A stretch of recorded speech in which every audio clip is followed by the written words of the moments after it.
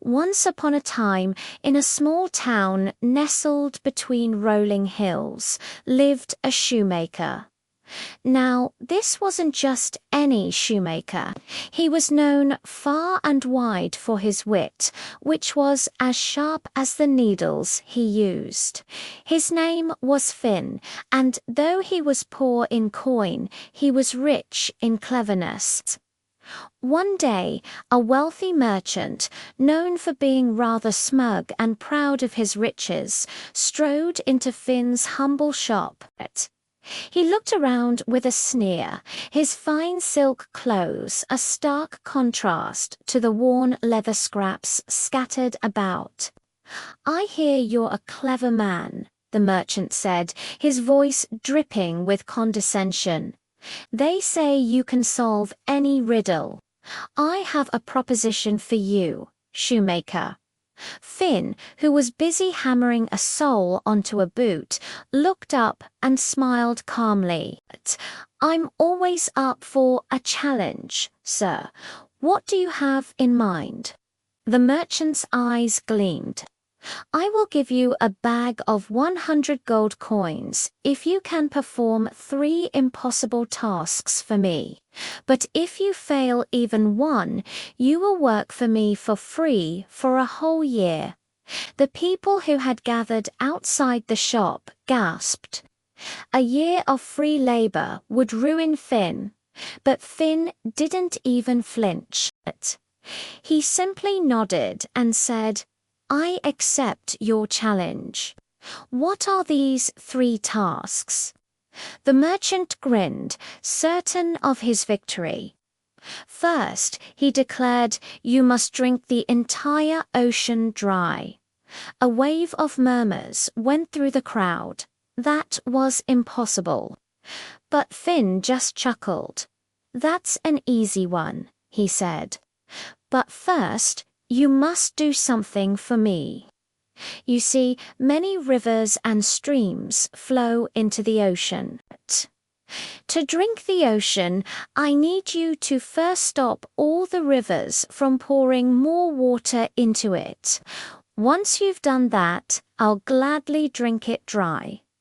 The merchant was taken aback. He stammered, But that's impossible. I can't stop all the rivers." "Well then," Finn replied with a twinkle in his eye, "it seems I cannot complete my task until you complete yours. Shall we move on to the second?" Flustered and annoyed, the merchant huffed. "Fine. For your second task, you must bring me a feather from a griffin." The crowd gasped again. Griffins were mythical creatures. How could anyone get a feather from one? Finn, however, looked thoughtful for a moment before his face lit up. "I know just the place to find a griffin," he exclaimed. "But they are very proud creatures. They will only allow someone of noble and high standing to approach them. Since I am just a humble shoemaker, the griffin would surely fly away from me. You, however, are a wealthy and important merchant.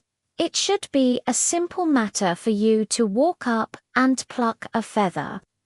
I'll need you to come with me to prove your noble standing to the beast." The merchant's face turned pale.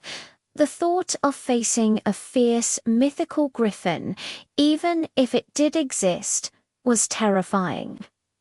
I will not go near such a dangerous creature," he sputtered.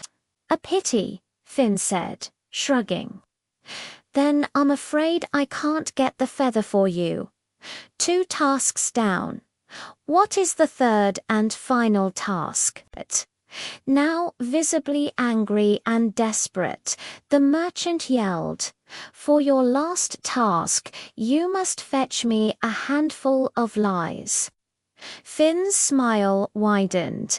He turned to the crowd that had gathered.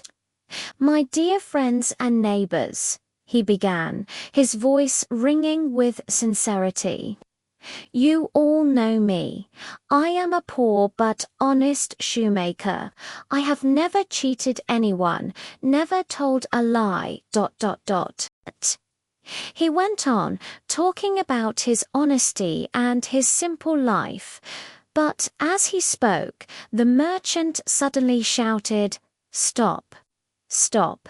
Everything you are saying is a lie. You are a trickster, not an honest man." Finn stopped and turned to the merchant, holding out his hand. "There," he said brightly.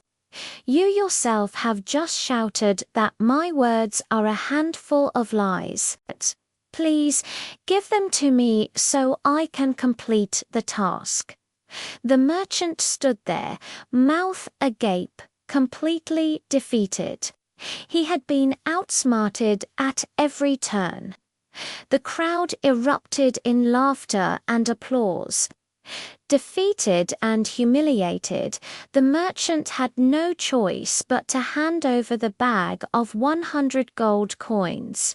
Finn, the clever shoemaker, not only kept his freedom but also earned a fortune, proving that a sharp mind is more valuable than all the gold in the world. And so his little shop continued to thrive. Not just because he made good shoes, but because everyone loved to visit the man who outsmarted a wealthy merchant with nothing but his own wit. Thank you so much for joining us for this story. If you enjoyed it, please give this video a like and subscribe to our channel for more amazing tales. We'll see you in the next story.